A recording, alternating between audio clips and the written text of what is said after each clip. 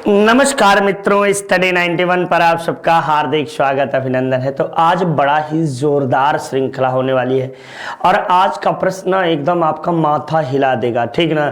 तो आइए देखते हैं कितने लोग करते हैं, क्योंकि प्रश्नों की स्टैंडर्डता देखकर आप भी कहेंगे कि गुरुजी कहाँ से ऐसा प्रश्न बना देते हैं इतना कठिन कठिन, ठीक ना।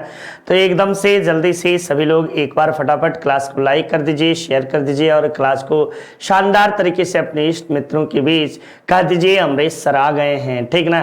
तो एकदम अमरीश सर आ गए हैं और शानदार तरीके से आप सबको तहे दिल से शुक्रिया, शुभ रात्रि, शब्बा ख्यात आप सबका एकदम जबरदस्त तरीके से। आइए हम सब प्रश्नों के श्रृंखला को करते हैं, बहुत बातें इधर उधर की ना करते हुए।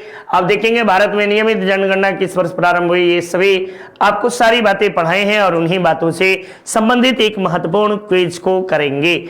आइए शानदार तरीके से क्विज को करने के लिए आप सबको शुक्रिया।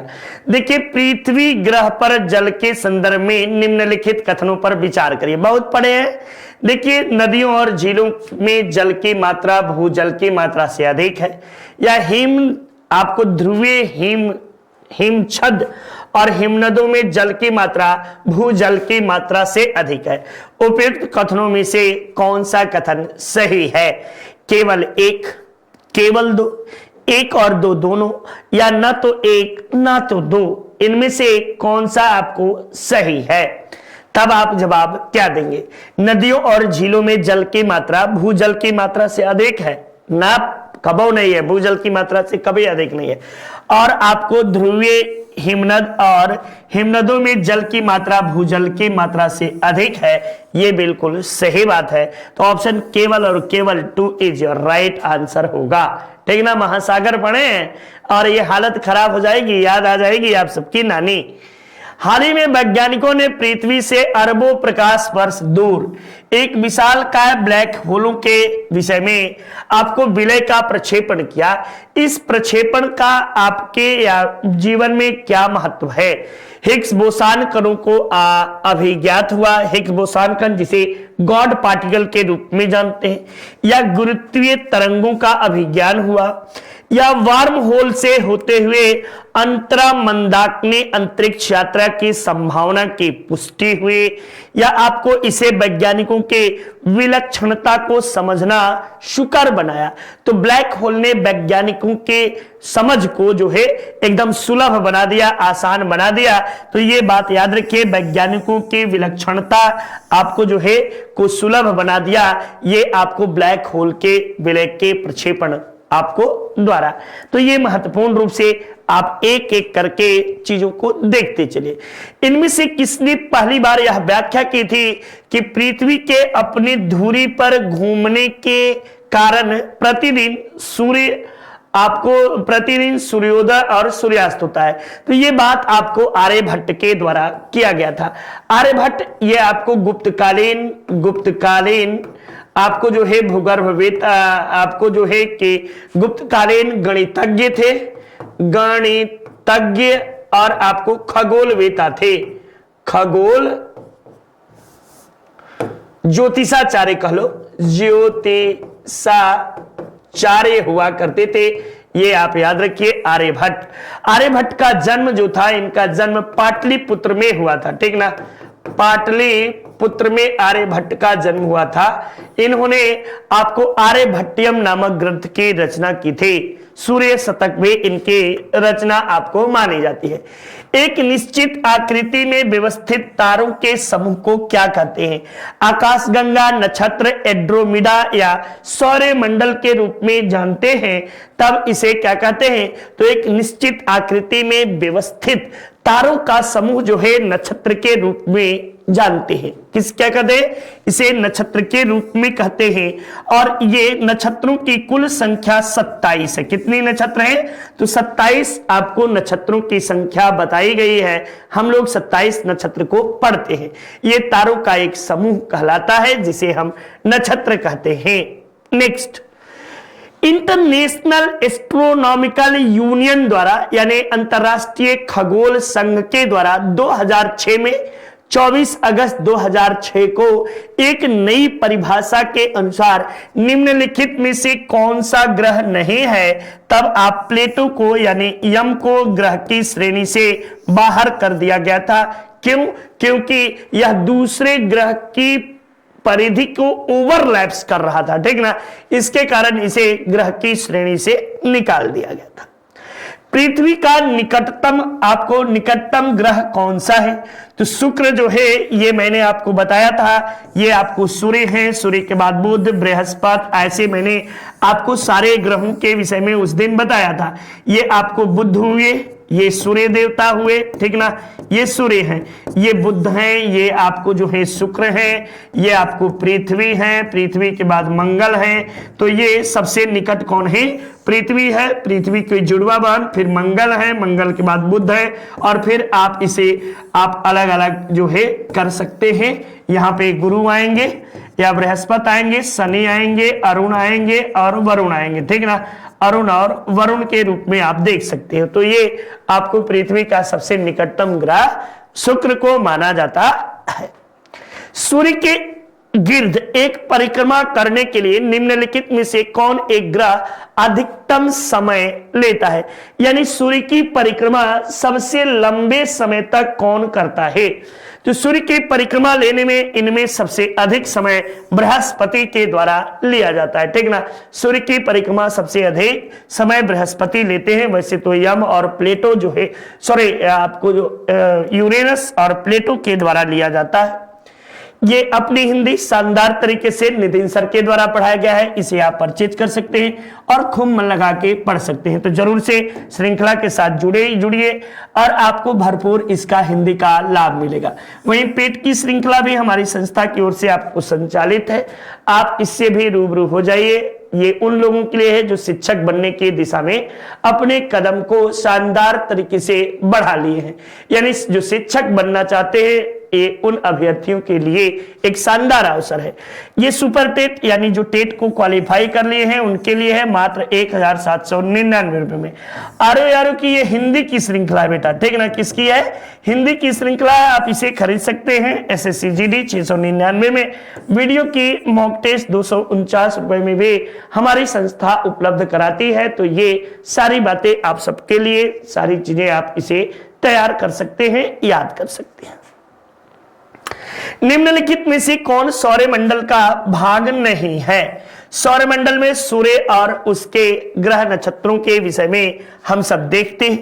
तो सूर्य में ग्रह तो हो गए, क्षुद्र ग्रह भी, चूंकि ग्रहों के बीच में ही आपको क्षुद्र ग्रह पाए जाते हैं। वहीं पे धूमकेतु भी सौरमंडल का परिवार है, लेकिन निहारिका यह ब्रह्मांड में असंख्य निहारिकाएं पाई जाते हैं और उन्हें असंख्य निहारिकाओं में असंख्य सौरमंडल पाया जाता है। तो सौरमंडल, हमारे सौरमंडल का भाग नहीं है निहारिका।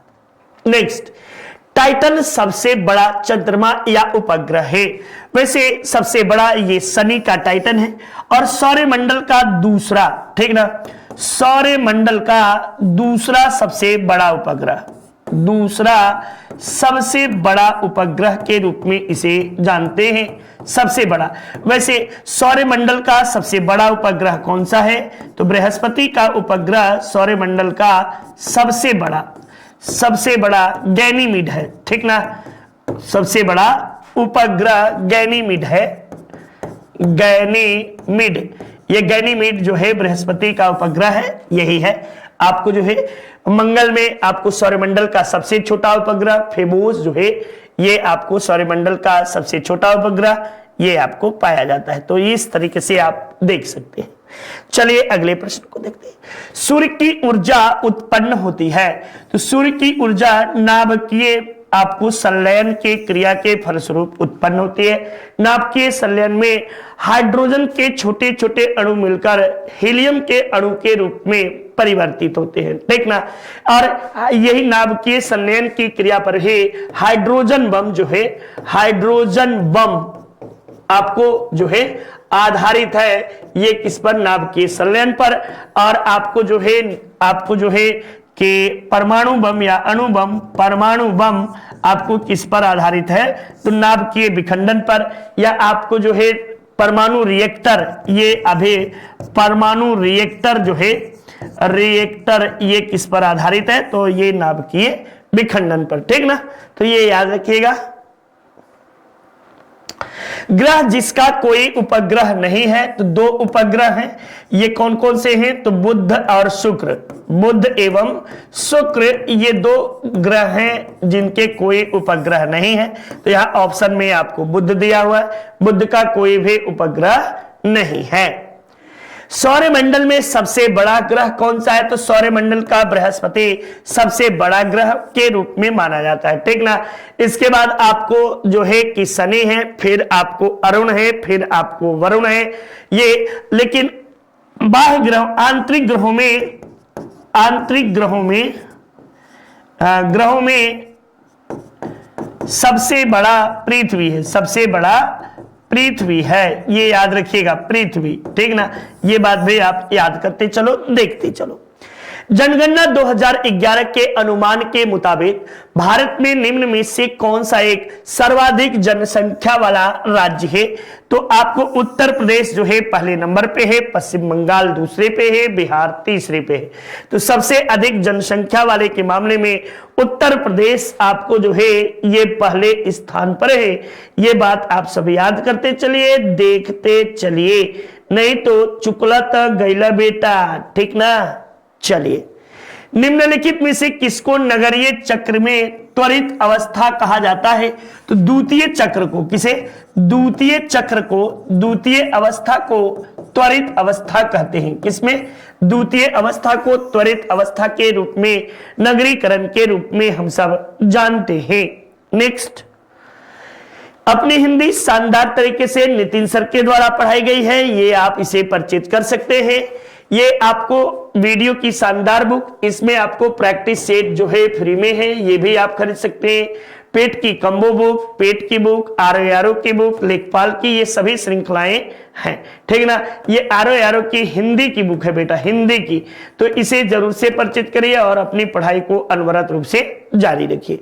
तो यही श्रृंखला आप सबके लिए शानदार उपलब्ध है, आप सब इससे जुड़े रहिए, तैयारी करते रहिए। जनगणना के अनुसार किस राज्य का जनघनत्व सबसे कम है, तो सबसे कम जनघनत्व वाला आपको जो है इसमें अरुणाचल प्रदेश है। या प्रति व्यक्ति 17 वर्ग किलोमीटर में, 1 किलोमीटर में 17 व्यक्ति प्रति वर्ग किलोमीटर में निवास करते हैं, ये बात याद रखिएगा। तो ये महत्वपूर्ण रूप से आपको जो है कि सबसे कम जनघनत्व वाला अरुणाचल प्रदेश है। वहीं पे वर्ष 2011 की जनगणना के अनुसार किस राज्य में जनसंख्या की दशकीय वृद्धि न्यूनतम दर रही, तो वो न्यूनतम दशकीय वृद्धि वाला राज्य जो था नागालैंड था। यहाँ पे कितना था, तो -0.6 आपको जो है कि दशकीय वृद्धि रहा, माइनस में दशकीय वृद्धि इस राज्य की रही। चलिए, जनगणना 2011 के अनुसार भारत की कुल जनसंख्या में नगरीय जनसंख्या का प्रतिशत कितना था, तो नगरीय जनसंख्या लगभग 31% के आसपास जो है ये नगरीय जनसंख्या थी 11 में, जो अब बढ़कर 33% के आसपास आ गई है। 2% नगरीय जनसंख्या में वृद्धि हुई है। भारत के राज्यों में जूट उत्पादन की दृष्टि से बिहार का कैमा स्थान है, तो बिहार जूट के उत्पादन में दूसरे स्थान पर है। दूसरा, प्रथम स्थान पर पश्चिम बंगाल है। कौन है, पश्चिम बंगाल आपको पहले स्थान पर है। तृतीय स्थान पर आपको उड़ीसा है, ठीक ना।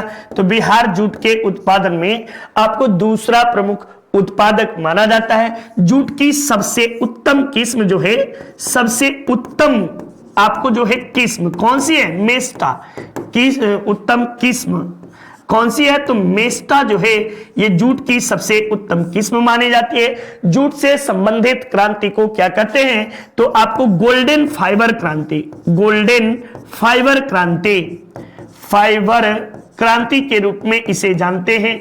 यानी आपको जो है कि स्वर्ण उसको क्या कहते हैं, फाइबर, स्वर्ण रेशा क्रांति, ठीक ना, स्वर्ण रेशा क्रांति भी कहते हैं। और विश्व में भारत जो है, विश्व में भारत पहले स्थान पर है। विश्व में भारत जूट के उत्पादन में जूट के उत्पादन में प्रथम पर है, उत्पादन में प्रथम स्थान पर है। ये बात भी आप याद रखिएगा। जूट आपको जो है कौन सी फसल है, तो ये खरीफ फसल है। खरीफ फसल के रूप में आपको जूट को जाना जाता है। ये बात भी आप याद करते चलो, देखते चलो।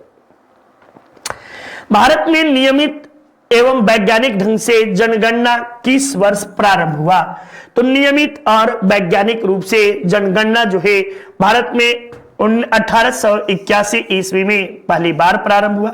यहीं से प्रथम दशकीय जनगणना, ठीक ना, प्रथम दशकीय जनगणना की शुरुआत आपको हुई। किसके समय में? तो लॉर्ड रिपन के कार्यकाल में आपको हुई। अब तक कुल आपको जो है 15 जनगणना हुआ है, 15 जनगणना, ठीक ना, जनगणना आपको हुआ है। ये 15 जनगणना कब से? तो ये आपको जो है कि 1872 वाले से, ठीक ना, लॉर्ड मेयो के कार्यकाल में आपको पहली जनगणना 1872 ईस्वी में प्रथम जनगणना हुई थी, ठीक ना। प्रथम जनगणना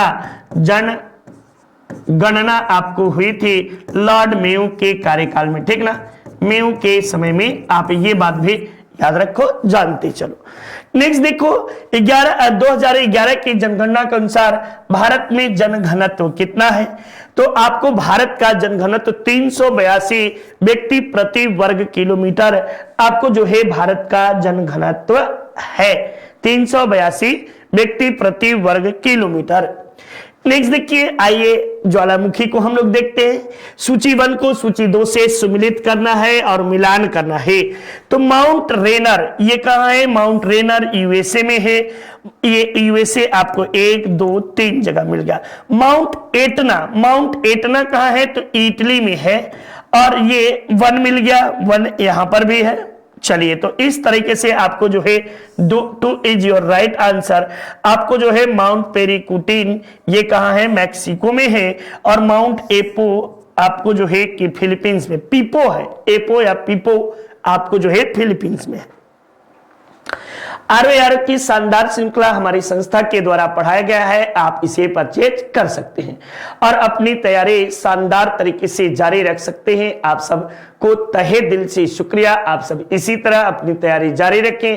आशा उम्मीद करता हूं कि आप सब स्वस्थ होंगे, मस्त होंगे और ये बैच आपको बड़ा ही लाजवाब लगेगा। 1999 रुपए में ये श्रृंखला आपको जो है उपलब्ध है। डेली वीडियो क्लासेस जाएगी, आपको चैप्टर वाइज टेस्ट सीरीज रहेगा, आपको ऑफलाइन डाउनलोड करने की भी सुविधा दी गई है। निम्नलिखित में से कौन विश्व का सबसे ऊंचा ज्वालामुखी पर्वत है? ये आपको कोटोपैक्सी, माउंट कोटोपैक्सी ये दुनिया का सबसे ऊंचा ज्वालामुखी है, जो कहां है? इक्वाडोर में। ये दक्षिण अमेरिका के इक्वाडोर में, अमेरिका के इक्वाडोर में आपको है। और किस पर्वत पर? तो एंडीज पर्वत पर है।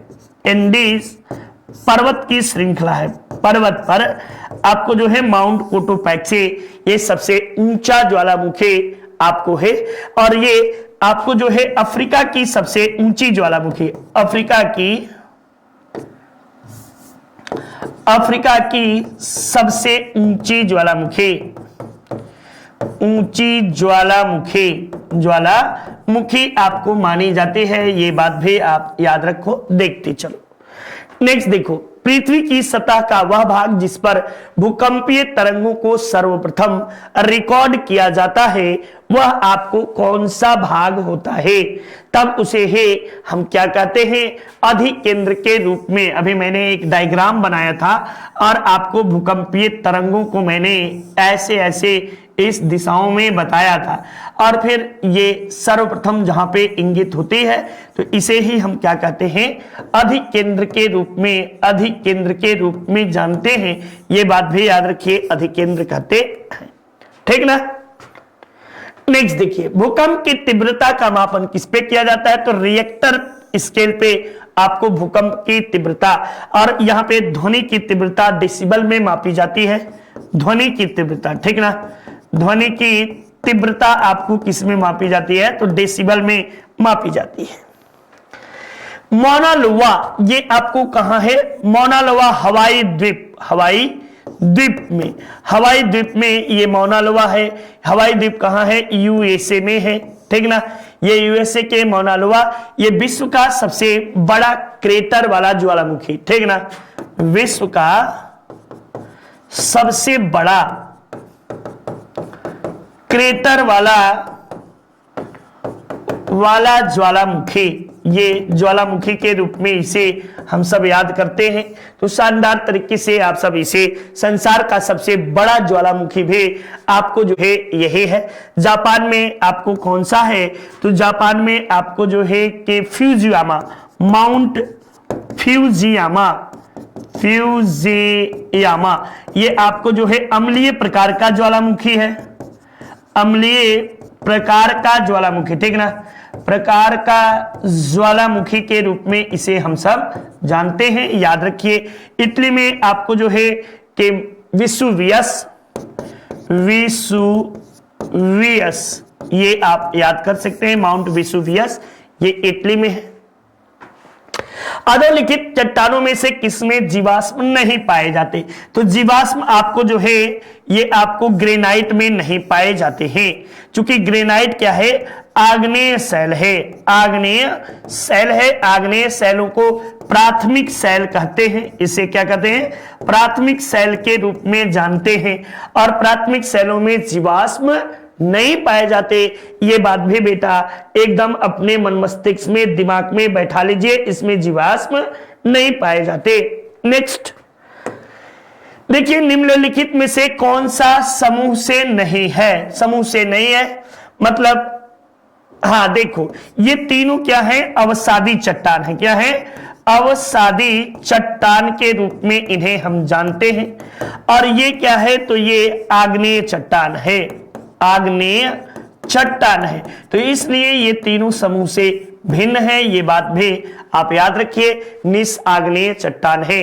ग्रेनाइट का रूपांतरण निस में होता है, ये बात। रूपांतरित चट्टानों की उत्पत्ति निम्नलिखित में से किस चट्टानों में से होती है? आग्नेय, तलछटी, आग्नेय तथा तलछटी दोनों, या उपयुक्त में से कोई नहीं। तब बताएगा कि रूपांतरित चट्टान जो है, तलछटी का मतलब समझ रहे कि नहीं? इसे अवसादी बोलते हैं, ठीक ना। अवसादी, तो अवसादी और आग्नेय दोनों चट्टानों का रूपांतरण होता है, ये याद रखिएगा। आग्नेय और अवसादी दोनों चट्टानें जो हैं कायांतरित या रूपांतरित चट्टान के रूप में परिवर्तित होती हैं। यूपी कांस्टेबल का शानदार श्रृंखला हमारी संस्था की ओर से पढ़ाया गया है, इसे आप परचेज कर सकते हैं और शानदार तरीके से अपनी तैयारी जारी रख सकते हैं। तो आप सबके लिए शानदार तरीके से श्रृंखला के साथ बने रहने के लिए धन्यवाद। आप सब इसी तरह श्रृंखला के साथ जुड़े रहिए। आशा उम्मीद करता हूं कि आप सब स्वस्थ होंगे, मस्त होंगे। आग्नेय चट्टानों के लिए निम्नलिखित में से कौन सा कथन सत्य है? इसमें जीवाश्म बहुत कम मिलता है, जीवाश्म बेटा मिलता ही नहीं है। वे जल के लिए संरद्र होती है ना बेटा, ये जल के लिए संरद्र कभी नहीं होती हैं, ये बात भी गलत है। आपको ये क्रिस्टलीय एवं अक्रिस्टलीय दोनों होते हैं, तो बिल्कुल ये क्रिस्टलीय और अक्रिस्टलीय दोनों होते हैं। इन चट्टानों में सिलिका नहीं होता है, तो सिलिका भी पाया जाता है। तो ये कौन सा सत्य है? क्रिस्टलीय एवं अक्रिस्टलीय दोनों। क्रिस्टलीय चमकदार टाइप में होते हैं, ठीक ना।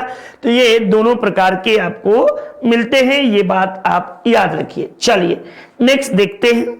आपको ये बलुआ पत्थर एक परतदार चट्टान है, क्यों?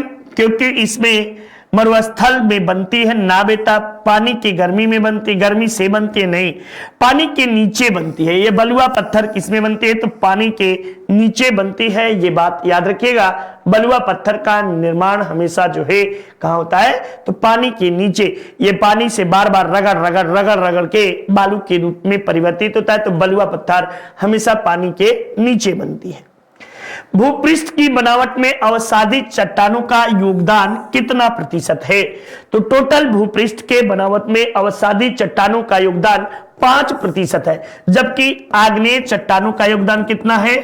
आग्नेय चट्टानों का योगदान, मैं हर बात को बताया हूं, याद रखिएगा। योगदान कितना है तो 95% के रूप में। मैं उन्हीं चीजों को, ये सब आईएएस पीसीएस में प्रश्न पूछा गया है, ये मैं एक भी प्रश्न इधर उधर से नहीं करा रहा हूं, सब आईएएस में और पीसीएस में, यूपीएससी के द्वारा, आयोग के द्वारा सारे प्रश्न पूछे गए हैं। उन्हीं प्रश्नों का मैं संकलन भी कराता हूं। मैं तो छोटा छोटा एग्जाम वाला वैसे भी नहीं कराना चाहता कि आपको बड़े स्टैंडर्ड लेवल पे चलिए, छोटे तो आप ऑलरेडी एग्जाम को क्वालिफाई कर जाएंगे। यदि बड़ी तैयारी आपका, बड़े उद्देश्य से आप किसी चीज को पाना चाहते हैं तो छोटी चीजें तो स्वतः आपको आपके हाथों में मिलेंगी, ये आपसे वादा है। आप जितना मेहनत करेंगे, मेहनत का परिणाम कभी भी व्यर्थ नहीं जाएगा, ये नोट करके चलिए, आपकी तैयारी कभी व्यर्थ नहीं जाएगी। क्वार्टजाइट जो है ये किसका रूपांतरण है तो बलुआ पत्थर जो है ये क्वार्टजाइट के रूप में परिवर्तित होता है। किसमें? बलुआ पत्थर जो है ये क्वार्टजाइट के रूप में कौन सा परिवर्तन होता है तो बलुआ पत्थर क्वार्टजाइट। मैंने बताया था, इसे ही मैंने आपको बताया था कि गले में एक पहना जाता है स्फटिक, स्फटिक को ही क्वार्टजाइट कहते हैं, ठीक ना। और आपको चूना पत्थर से क्या बनता है तो संगमरमर, संगमरमर आपको जो है संगमरमर आपको चूना पत्थर से संगमरमर बनता है। स्लेट से सिस्ट से स्लेट बनता है, ठीक ना, सिस्ट बनता है या सिस्ट, ठीक ना, या स्लेट, स्लेट, ये भी आप याद रखना। नेक्स्ट, रेडियो तरंगों के विक्षेपण के लिए वायुमंडल के निम्नलिखित में से कौन सा स्तर उत्तरदायी होता है तो आयन मंडल में, आयनोस्फीयर में रेडियो तरंगे आपको उत्पन्न होती हैं। उत्तरी ध्रुव में मैंने बताया, उत्तरी ध्रुव में कौन सी होती है तो आप अरोरा बोरियालिस, अरोरा बोरियालिस, ठीक ना, बोरियालिस। और आप सबको दक्षिणी ध्रुव में कौन होती है, दक्षिणी ध्रुव में, ठीक ना, तब बताइएगा अरोरा ऑस्ट्रालिस, ठीक ना, अरोरा अल्ट्रालिस, अल्ट्रालिस, ये आप याद रखिएगा। ये दोनों तरंगों को इसी मंडल में आपको जो है रेडियो तरंगे, दूरसंचार उपग्रह जो है इसी में स्थापित किया जाता है, दूरसंचार उपग्रह स्थापित किया जाता है, ठीक ना, किया जाता है, ये बात याद रखिए। तो ये सभी प्रश्न को आप सब करते चलिएगा, देखते चलिएगा। नेक्स्ट, ये यूजीसी नेट शानदार तरीके से हमारी संस्था के द्वारा यूजीसी नेट की तैयारी कराई जाती है। आप सब इसे जबरदस्त तरीके से पढ़ सकते हैं, अपनी तैयारी अनवरत रूप से जारी रख सकते हैं। तो यूजीसी नेट श्रृंखला के साथ आप सब जुड़िए और भरपूर तरीके से इसका लाभ लीजिए। तो यूजीसी नेट श्रृंखला के साथ जुड़ने के लिए आपको 999 रुपया पेड करना पड़ेगा और ये पहला पेपर, फर्स्ट पेपर हमारी संस्था के द्वारा पढ़ाया गया है, आप इसे जरूर से पढ़ें। बेतार संचार पृथ्वी की सतह को निम्नलिखित में से कौन सा परिवर्तित करता है तो इसे आयनोस्फीयर, कहीं लिखा है आयनोस्फीयर के द्वारा आपको जो है इसे क्षोभ मंडल कहते हैं, अंग्रेजी में है क्षोभ मंडल, ठीक ना, आप याद रखो। इसे आपको समताप मंडल, ताप मंडल के रूप में जानते हैं, इसे आयन मंडल कहते हैं, आयन मंडल। और आपको एक्सपोस्फीयर, इसे वायुमंडल या बहिर्मंडल, वायुमंडल या बहिर्मंडल के रूप में हम सब इसे जानते हैं। तो ये बात भी आप याद रखो। समताप मंडल को जेट विमान के उड़ान के लिए आदर्श माना जाता है। क्यों? क्योंकि आपको इस परत में ओजोन के कारण ईंधन की खपत होती है। ना बेवकूफा, ऐसा तो कुछ नहीं है। इस परत में तापमान समान रहता है, ये याद रखो, और ईंधन की क्षमता के लिए अनुकूल परिस्थितियां उत्पन्न करता है। यही बात आपको जो है ये आप याद रखिए। ये तो ये महत्वपूर्ण रूप से ये आप याद रखते चलिए, देखते चलिए, ये बात भी आप सबको देखने को मिलेगी। ईंधन की क्षमता से, एक मिनट बेटा, एक मिनट, शायद मैं कहीं चुप कर रहा हूं। ईंधन की क्षमता के लिए अनुकूल, ऐसा कुछ नहीं, ये तो समान रहता है, ये बात सही है। यह परत विमान भेदी शास्त्र को नहीं, इस परत में मौसम संबंधी कोई भी घटनाएं घटित नहीं होती हैं। इसी कारण, और मौसम संबंधी कोई भी घटना घटित होगी तो जाहिर सी बात है विमान क्या होगा, गिर जाएगा। इसीलिए समताप मंडल जो है ये वायुयान के उड़ान के लिए और पैराशूट के उड़ान के लिए उत्तम मानी जाती है। आइए देखिए, मौसम संबंधी घटनाएं आपको इसी में घटित होती हैं।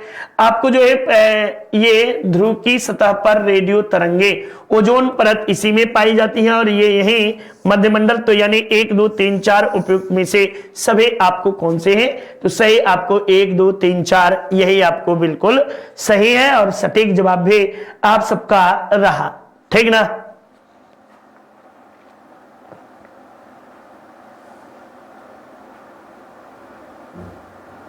ए ध्रुवीय ज्योति नहीं यार, 1 मिनट बेटा, 1 मिनट 1 मिनट, ये मैं तो पढ़ा ही नहीं। ध्रुवीय ज्योति कहां होती है? आयन मंडल में, आयन मंडल में। देखिए जल्दबाजी में गलतियां मत करिएगा। और मध्यमंडल में क्या होता है? मध्यमंडल में उल्का पिंड नष्ट हो जाते हैं। उल्का पिंड घर्षण के कारण जलने लगते हैं, ठीक ना, जलने लगते हैं, ये याद रखिएगा। तो ये आपको 1 2 और 3 ये आंसर बिल्कुल सही है। देखिए जल्दबाजी में मैंने भी गलती कर दिया, 1 2 3 4 मार दिया, ठीक ना। ज्योति, ध्रुव ज्योति का मतलब है कि वही अरोरा बोरियालिस और अरोरा ऑल्ट्रालिस जो है ये रेडियो तरंगे, आपको ध्रुवीय तरंगे उत्पन्न होती हैं। पृथ्वी की सतह से आपको स्तरों का अनुक्रम क्या है? तो यही पृथ्वी की सतह से नीचे ऐसे ऐसे लाइन बना लिया करो बेटा, मैंने डायग्राम बनाया है, इसे क्षोभ मंडल कर लेना, ठीक ना। क्षोभ मंडल, ठीक, क्षोभ मंडल, क्षोभ मंडल के रूप में इसे समताप कर लेना। इसे आपको जो है कि इसे मध्यमंडल, मध्यमंडल, इसे आयन और इसे बहिर्मंडल, बहिर्मंडल या वायुमंडल, ठीक। तो इस तरीके से आप मिलान कर लो, देख लो, क्षोभ मंडल, क्षोभ मंडल, समताप मंडल, समताप मंडल, मध्य मंडल अब आएगा। तो क्षोभ मंडल, समताप मंडल, मध्य मंडल और आयन मंडल। ऑप्शन संख्या 3 इज योर राइट आंसर। ये आप डायग्राम से चीजों को देख सकते हैं और कर सकते हैं। अपने हिंदी इंडिविजुअल शानदार तरीके से श्रृंखला आपको पढ़ाई गई है, आप इसे जरूर से परिचित करिए, अपनी तैयारी को शानदार दशा और दिशा दीजिए, यही शुभकामनाएं हैं आप सबके लिए। और मात्र ये कोर्स 999 रुपए में हमारी संस्था के द्वारा उपलब्ध है। आप इसे शानदार तरीके से पढ़ सकते हैं, परिचित करिए।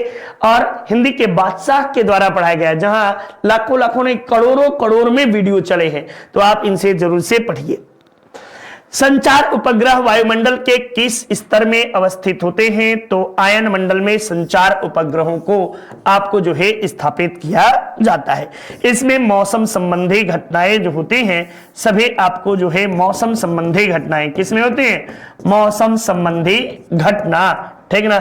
संबंधी घटना आपको इसी में घटता है, बादल का बनना, बारिश का होना, कुहासे का पड़ना, बिजली का तड़कना, सभी बातें आपको यही में होती हैं।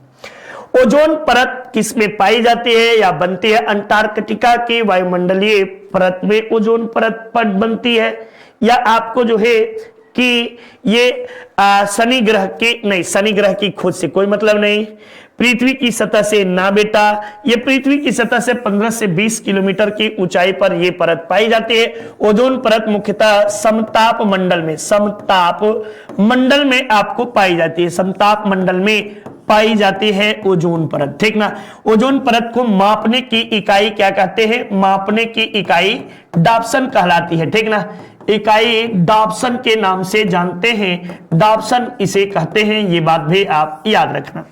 नेक्स्ट, वायुमंडल में ओजोन परत है। ओजोन परत का काम क्या है? तो परावैंगनिक किरणों को पृथ्वी से रक्षा करती है और आपको जो है कि त्वचा कैंसर जैसी बीमारी से बचाती है। त्वचा कैंसर, त्वचा कैंसर से बचाती है, ठीक ना, से बचाती है। आपको जो है ओजोन परत में छिद्र का कारण क्या है? तो छिद्र का कारण CFC का बढ़ जाना, CFC क्लोरोफ्लोरो कार्बन के बढ़ने के कारण आपको है। तो नितिन सर के द्वारा हैंड रिटेन नोट्स हैं, शानदार तरीके से आपको पढ़ाए गए हैं।